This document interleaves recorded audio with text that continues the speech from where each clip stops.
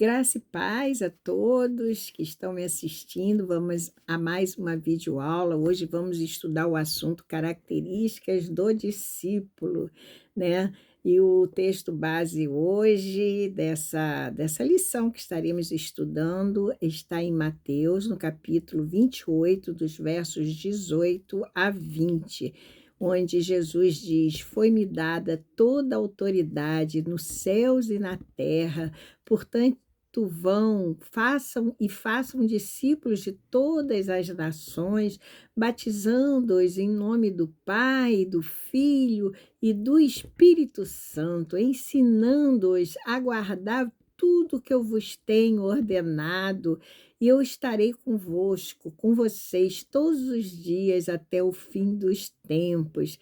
E então é isso, nós temos estudado a revista, né? E vamos dar continuidade, viver como discípulo da Escola Bíblica Discipuladora da Junta de Missões Nacionais. Hoje, com a lição número 4, como eu disse, características do discípulo. Vamos, então, ver os propósitos dessa lição. Então, ao final do estudo, no sentido do saber, o aluno deverá compreender que, como discípulos de Cristo, devemos nos atentar às oportunidades de discipularmos, levando em conta as estratégias discipuladoras do apóstolo Paulo, no sentido do sentir, desejar nos tornar discípulos multiplicadores para Jesus. E, finalmente, conhecer o propósito no sentido do agir. Pergunta é o que eu deverei fazer após aprender, né, esta lição. É cumprir o chamado primordial de Jesus para compor a grande comissão de fazer mais discípulos para o Mestre. Vamos orar, pedindo sabedoria, né, ao Espírito Santo de Deus, para que seja Ele mesmo a ministrar esse assunto tão maravilhoso aos nossos corações. Querido Deus, eterno Pai, louvado, exaltado, engrandecido, Senhor, seja o teu santo nome, Pai. Ó meu Deus, venha nos preparar, venha ministrar esse assunto tão maravilhoso, Senhor, que é de fazermos discípulos, mais discípulos para Jesus, cumprindo assim o ID, o chamado primordial que Ele mesmo nos fez, Pai, e de pertencermos à grande comissão. Oh, meu Deus, dai-nos, Senhor, as melhores estratégias, dai-nos comprometimento, dai-nos, Senhor, sabedoria, Pai, e mais amor também, para que possamos levar, Pai, a Tua palavra às pessoas que ainda não te conhecem. Ó Deus, torná-las então discípulos para Ti. Muito obrigada, Espírito Santo de Deus. Venha Tu mesmo a ministrar esse assunto tão incrível aos nossos corações. Oração que eu te faço, Paizinho, em nome de Jesus Cristo. Amém.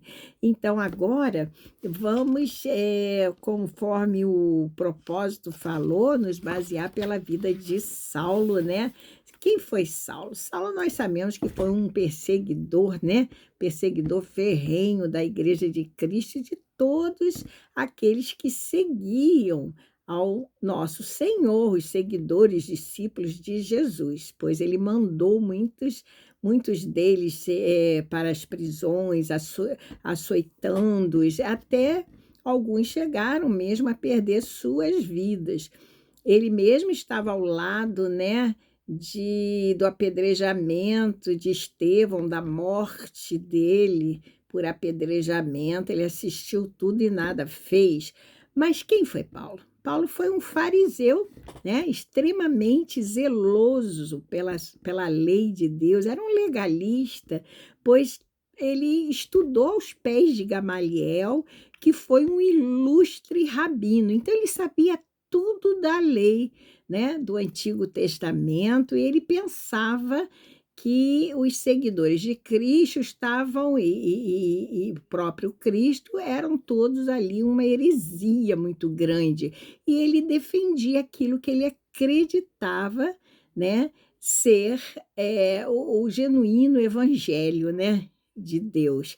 E nós sabemos que Paulo, assim, perseguiu, mas ele teve um encontro maravilhoso com Jesus, uma certa época da vida dele. Também gostaria de dizer que nós sabemos pela própria palavra que ele teve 2 nomes, Saulo e Paulo. Eu já vou explicar vamos dizer, a origem dos nomes, né, e o que que se pensa a respeito de quem mudou o nome de Saulo para Paulo. Acredita-se que tenha sido ele próprio que tenha mudado seu nome logo após o batismo, mas já falo isso com vocês. Bom, então, a exemplo, assim, nós estamos tomando como exemplo a vida dele, né, que uma certa hora ele teve um encontro com Jesus, onde o próprio mestre lhe apareceu, né, no caminho para Damasco e lhe falou, ainda disse: Saulo, Saulo, por que me persegues? E ele pergunta: quem és, Senhor? Eu sou o Cristo a quem tu persegues. E aquela luz toda da glória de Cristo o deixou cego. E o próprio Jesus o orienta a ir à cidade de Damasco e procurar Ananias, que igualmente foi avisado, né, por Deus, que ele deveria restaurar a visão de uma certa pessoa chamada Saulo, né? E assim aconteceu. Saulo chega a Ananias e este o impõe as suas mãos e ele tem a sua visão restaurada, né? Os seus olhos restaurados e passa a enxergar. E logo depois ele é conduzido ao batismo por Ananias e ficou cheio do Espírito Santo. Nós conhecemos a história. E assim, vamos dizer, a maioria dos pregadores, dos estudiosos acreditam que foi o próprio Saulo mesmo que trocou o seu nome, né? Deixou para Paulo, deixando de se chamar Saulo. Por que isso? Saulo é um nome de origem hebraica, né? E Paulo, nós sabemos que é um nome de origem latina e significa o menor. E Saulo se considerava o menor de todos os apóstolos, porque o próprio Jesus lhe dissera que ele tinha sido o nome escolhido desde o ventre da mãe dele para ser o apóstolo dos gentios. E ele, como tinha sido um perseguidor da igreja de Cristo, ele se considerava o menor de todos os apóstolos. Por isso, ele teria, logo depois do batismo, trocado seu nome para Paulo. Então, é exemplo, né, do que eu já falei da vida de Saulo, que nós já conhecemos, assim também toda pessoa, né, necessita ter um encontro pessoal com Jesus, para que tenha oportunidade de igualmente se converter. Após esse encontro com Jesus, Saulo é convertido genuinamente, de uma forma espantosa, né? De uma forma tão maravilhosa, que pouco tempo depois ele passa a quê? A anunciar corajosamente, ousadamente, o Evangelho de Cristo. E isso foi o quê? Notório, né, aos olhos de muitas pessoas, pois de perseguidor ferrenho da Igreja de Cristo, né, e ele passou a defender agora a fé em Jesus e o seu Evangelho, demonstrando a todos o quê? Uma tremenda transformação de vida. Vocês podem acompanhar a história do que eu estou falando, né, em Atos, no capítulo 9, a partir do 27. Vocês vão ver que no verso 30, inclusive, ele fala aos helenistas, aos gregos, né, que eram gentios, falando, anunciando o evangelho, mas eles não acreditaram, não. Eles procuravam o quê? Matá-lo. o tempo todo eles na espreita. Daí em diante, né, Saulo foi enviado pelos próprios discípulos para Cesareia, que era a capital da Judéia, né? E de lá para Tarso, pelos próprios irmãos dele, que tinham visto a transformação, né?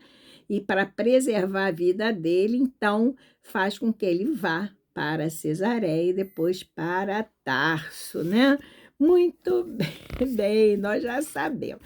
Mas Paulo certamente teve um discipulador, não foi verdade?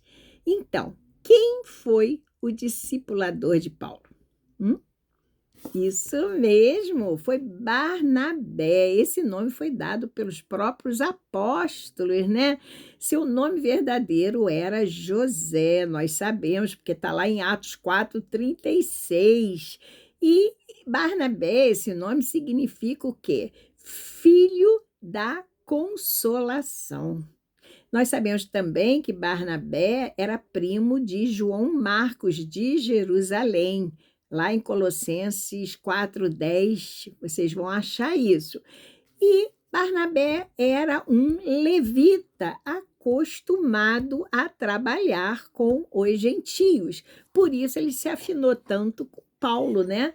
Paulo também foi levantado para trabalhar com os gentios, ok?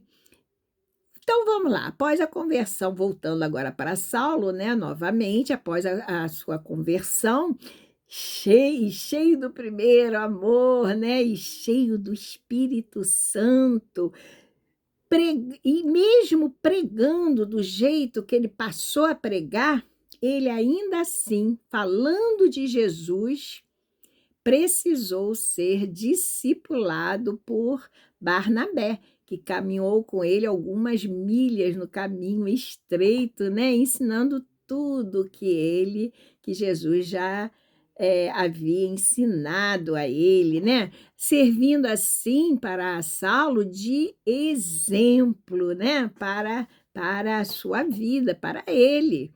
Vocês, como eu disse, depois leiam lá Atos 9, a partir do 26, 27, depois deem uma lida. Por algumas vezes, Barnabé, inclusive, teve que intervir em sua defesa perante quem? Perante os próprios discípulos de Jesus e até dos apóstolos que não criam, não acreditavam na conversão de Saulo, na conversão daquele que comumente mandava matar ou mandava pelo menos açoitar e ser preso os discípulos de Jesus. Tudo bem?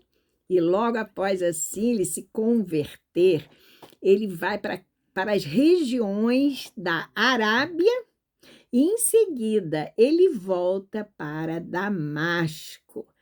Que ele nem se atreveu, a sede dele era ir para Jerusalém, mas ele não se atreveu a ir para Jerusalém, por quê? Porque ele atuava principalmente nessa cidade, né? Para espreitar mesmo os discípulos de Jesus e prendê-los, né? Mandando açoitá-los, né? Então ele não se atreveu a ir de imediato para Jerusalém para se encontrar com os apóstolos que ele tanto queria. E só passados 3 anos é que Paulo vai para Jerusalém, né? Agora sim ele vai para se encontrar com quem? Para se encontrar com Cefas. E Cefas era o outro nome dado do apóstolo Pedro, né? Pedro. E fica com Pedro quanto tempo? 15 dias. Tá? Agora vocês podem depois, não agora, abrirem Gálatas, capítulo 1, a partir do verso 18, 17 e 18, vocês vão ver isso. Por essa ocasião, né, Paulo passa a conhecer também um outro apóstolo de Jesus. Que apóstolo foi esse? Tiago, irmão de Jesus, né? E ele fica então ali com esses dois apóstolos, Pedro e Tiago, que caminharam com Jesus, né?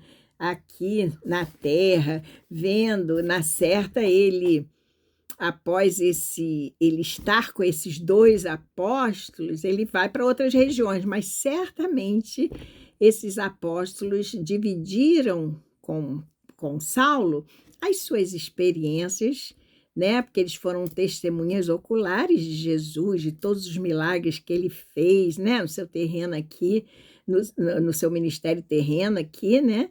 E aí eles devem ter dividido isso. Bom, então logo após estar com Cefas e também com Tiago, ele vai para as regiões da Síria, não sei se para Damasco, na Síria, não é dito, mas só diz que é para a região da Síria e da Síria e da Cilícia. Nós sabemos que a capital da Cilícia é Tarso. Não sei se Paulo foi para Tarso, eu sei que ele foi para essas duas regiões, tá? Aí vocês depois leem lá em Gálatas. Essas regiões, elas fazem fronteira com a Judéia. E são todas duas, tanto a Síria quanto a Cilícia, províncias do Império eram, né, províncias do Império Romano.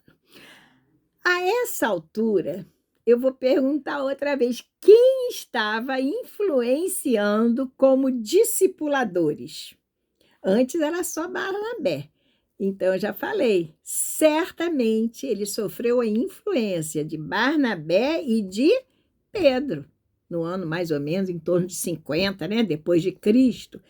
Pedro, com certeza, mas certamente Pedro, ele contou-lhes dos tempos, né, que vividos ao lado do mestre, durante todo aquele ministério, o seu ministério terreno, durante o tempo que ele realizou os milagres, tudo aquilo que eles tinham aprendido. Então, Pedro foi também um discipulador. Claro que em menor escala do que Barnabé tinha sido. No capítulo 2, do verso 1, né, de Gálatas, você caminhando um pouquinho mais nesse livro, Paulo vai falar agora da sua experiência de 14 anos. Vamos dar uma parada. Eu disse que depois de 3 anos ele vai para Jerusalém, não é isso? Ele vai para Jerusalém. Então, agora passaram-se 14 anos. Então, 3 anos já tinham se passado, mais 11 anos, 14 anos após a sua conversão, ok? Ele acaba indo novamente para Jerusalém. É só para vocês entenderem bem. Aqui, o discípulo e apóstolo já estava amadurecido espiritualmente falando, certo? Assim como Paulo teve Barnabé como discipulador, nós também, para sermos discípulos multiplicadores, tivemos um discipulador na nossa vida que nos ajudou certamente, ou quem sabe até nos ajuda até os dias de hoje, a termos uma vida frutífera, né? E a continuarmos crescendo espiritualmente falando rumo à nossa maturidade. Uns já atingiram a maturidade, outros ainda estão, né, caminhando para isso. Mas a partir do momento que nos tornarmos um discípulo maduro, ok? Nós devemos o quê? Desejar ardentemente nos tornarmos um discípulo multiplicador. Ok? Então, devemos nos desejar tornar-nos discípulos multiplicadores, todos nós. Ou seja, teríamos a oportunidade de discipularmos outras pessoas, cumprindo assim o ID de Jesus, né? A grande comissão, o chamado primordial que todo discípulo tem de fazer mais discípulos para o mestre.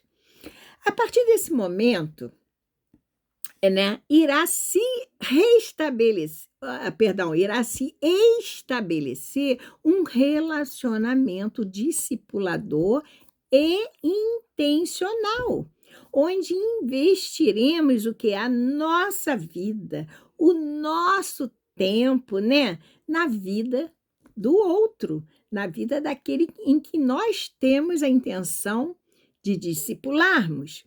E dentro de um processo todo de quê? De crescimento e amadurecimento recíproco, porque certamente nós iremos tirar grandes experiências e continuaremos a crescer, espiritualmente falando. E tudo isso, esse processo, leva o discípulo a se tornar um discipulador, porque essa é a nossa intenção. Nós nos tornamos maduros, nos tornamos discipuladores multiplicadores, trabalhamos na vida daquele que primeiro é discípulo de Jesus para depois ser também o nosso discípulo, com o objetivo dele se tornar um discipulador também. Porque o chamado primordial não é só para mim, não é só para você, é para todos os discípulos de Jesus. Não é isso? Não foi assim que aconteceu também na vida de Paulo? De discípulo, ele se transformou em um discipulador? Foi exatamente assim, né? Vejamos quem foi mesmo os discípulos de Paulo, né? Vejam se não foi Timóteo, Tito, quem mais? Onésimo.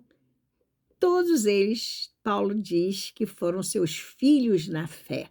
Certamente, possivelmente, talvez, não sei, tenham outros, mas esse é o que nós conhecemos assim. Então, agora vejam que eles se tornam discípulos de Paulo. Paulo antes era discípulo de Barnabé e agora ele é um discipulador de Timóteo, Tito, Onésimo, né? E eles passam a discípulos de Paulo, mas é claro que não sem antes se tornarem discípulos de Jesus. Isso tem que ficar bem claro. Ok. Pense em quem em sua vida teve esse papel. Exerceu o papel de discipulador. Quem? Seus pais? Olha, no meu caso foi aluno, seu aluno. Seu tio, sei lá quem mais poderia ser? Algum amigo, vizinho? Alguém exerceu, mesmo que você tenha nascido num lar cristão, né, que tenha se identificado com um versículo bíblico, alguém exerceu esse papel na sua vida de discipulador. Mas, de qualquer forma, todo discipulador precisa atentar para as características, né, com que Paulo desenvolveu o seu discipulado. E quais foram essas características? Primeiro, nós poderíamos lá passear primeiro nos livros de 1 Timóteo e depois de 2 Timóteo. 1 Timóteo, no capítulo 1, verso 2, Paulo se refere, né, a Timóteo como a Timóteo, meu verdadeiro filho na fé. Agora, em 1 Timóteo, avançando um pouco mais, dentro do capítulo 1, indo para o 18, verso 18, ele diz: dirijo essa orientação a ti, meu filho. Agora, o 2 Timóteo, livro 2 Timóteo, capítulo 1, verso 2, ele diz assim: a Timóteo, filho amado. E ainda em 2 Timóteo, já no capítulo 2, do verso 1, tu, porém, meu filho, fortifica-te na graça que há em Cristo Jesus. Observa-se o quê de imediato? Observa-se um relacionamento da parte de Paulo, um relacionamento discipulador paterno. Não é? Quando ele diz, meu filho amado, meu filho. E esse relacionamento, naturalmente, envolve um maior compromisso e responsabilidade.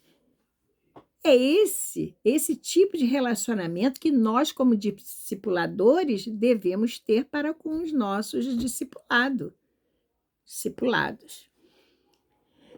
Também observamos um relacionamento discipulador amoroso, né? Isso é flagrante. Paulo demonstra essa relação de amor para com Timóteo, quando chama de quê? De filho amado. Eu li em 2 Timóteo, no capítulo 1, verso 2, e não foi dessa mesma forma que o Deus Pai tratou e chamou a Jesus, o seu filho? Este é meu filho amado, né? Em que me agrado, em que esse é meu filho amado, em que me agrado, né? É isso mesmo. Então, da mesma forma, nós devemos agir com os nossos discipulados, com aqueles que nós estamos discipulando, para que o nosso discípulo desenvolva uma vida, diria, discipular mais expressiva e frutífera para o nosso Mestre Jesus, né? Voltando às características do discipulado de Paulo, nós já vimos que o discipulado foi em forma paterna, amorosa, e agora nós vamos ver que foi baseado numa relação também de intercessão, né? Contínua até, porque Paulo orava continuamente, né, pelos seus filhos na fé. Vejam, para que haja sustentação nesse ministério, nós devemos interceder em oração também pelos nossos discípulos ou discipulados, assim como Paulo agia na vida dos seus filhos na fé. E também por nós devemos orar para que o Espírito Santo nos dê o quê? Sabedoria, as estratégias corretas, comprometimento, amor, não é? Para sermos discipuladores segundo o coração de Deus.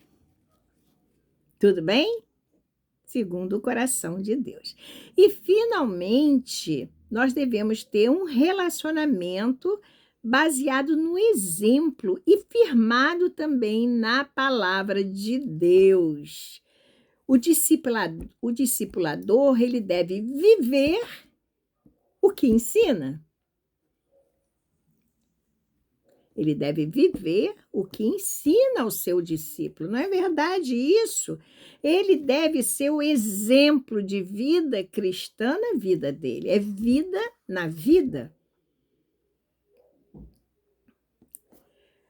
E a exemplo de Paulo, eu vou ler para vocês, está no livro de 2 Timóteo, agora no capítulo 3, nos versos 10 e 11. Diz assim, vou ler. Paulo aqui está elogiando, né, a Timóteo e fazendo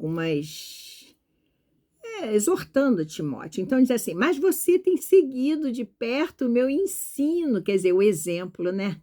Você tem seguido de perto o meu ensino, a minha conduta, o meu propósito, seguido de perto a minha fé, a minha paciência, o meu amor, a minha perseverança. No 11, as minhas perseguições e os meus sofrimentos, os quais tive de enfrentar em Antioquia, Icônio e Listra. Quantas perseguições sofri, porém o Senhor me livrou de todas elas. Veja o exemplo, aqui está documentado o efeito, né, do exemplo na vida de Timóteo, ok? Assim agindo, como Paulo agiu, nós iremos transferir as nossas características de discipuladores na vida dos nossos discípulos, daqueles que nós estamos discipulando pelos nossos exemplos de vida, né? e também pelo ensino da palavra de Deus, ou pelo ensino das doutrinas de Cristo, né? Através da meditação constante que iremos fazer com os nossos discipulados, ok? Procurando sempre o quê? Procurando sempre motivar o discípulo a se tornar também igualmente um grande líder e um excelente discipulador. Porque é isso que nós buscamos para cumprir, né, o chamado primordial de fazermos mais discípulos para Jesus. Primeiramente, temos que amadurecer, assim como Paulo, depois de 14 anos, já era um discípulo maduro. Ele levou bastante tempo, ele teve que viajar bastante, ele teve ali um trabalho maior, porque ele era um perseguidor ferrenho, né? Mas cada um tem o seu tempo. Na medida que eu me torno um discípulo maduro, eu então vou me tornar um discipulador, né? Na vida de uma pessoa, de alguém que é discípulo de Jesus.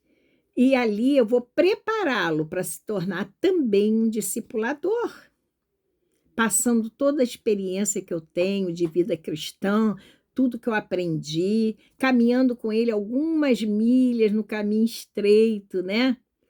Para que ele possa, então, cumprir igualmente o ID, né?